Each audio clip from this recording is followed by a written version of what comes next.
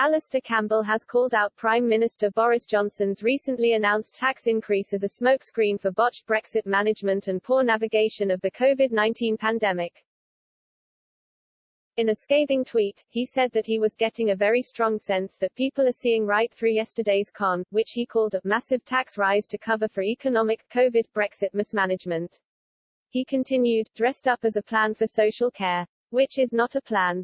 Just a huge tax rise. His tweet follows Mr. Johnson's announcement of an overhaul of health and social care funding, in a move that will break key Tory manifesto promises. MPs are expected to vote later today on Mr. Johnson's new plan, which would mean a tax hike of 1.25 percentage points in national insurance across the UK. This will apply to both working people and to their employers, and includes shareholders soon to be taxed on their profits. The government expects the new system to raise £12 billion a year. For the first 3 years, this money will be diverted into funding the NHS and restarting non-emergency treatments. After this point, more money will be funneled into social care.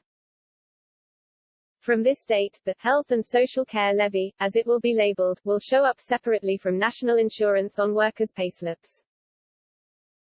This new system prompted backlash within the Tory party and from opposition leader, Sir Keir Starmer. Sir Keir denounced the move as likely to punish the younger members in society, alongside other key workers such as nurses and supermarket staff. This will also be the first time that pensioners who continue to work will not be exempt from paying national insurance.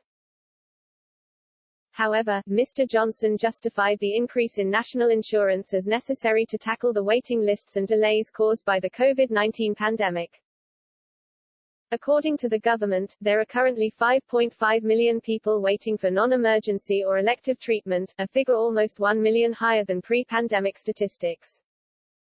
This tax rise will be part of what the government has labelled the biggest catch-up programme in the NHS's history. Built into this tax rise is an £86,000 cap from October 2023 on how much anyone in England will pay for their personal care. Once this cap is reached, further care costs will be billed to local authorities. This has proved controversial, as it has emerged that this applies only to physical care regulated by the Care Quality Commission, not additional costs associated with care such as hotel costs for care home residents or food. Experts in the social care sector have condemned the new system as not going far enough to solve current issues. Chairman of the Independent Care Group, Mike Padgham, took to Twitter to voice his anger at the new announcement.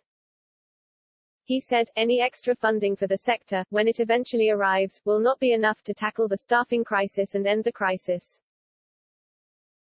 He continued, very disappointing that social care once again has to play second fiddle to the NHS. The national insurance increase for health and social care has also been criticised by LBC host Nick Ferrari, who demanded an explanation from the Health Secretary, Sajid Javid. Mr. Ferrari grilled Mr. Javid on where the extra funds from Brexit had gone, not least the millions of pounds for the NHS promised on the side of the now famous Brexit bus.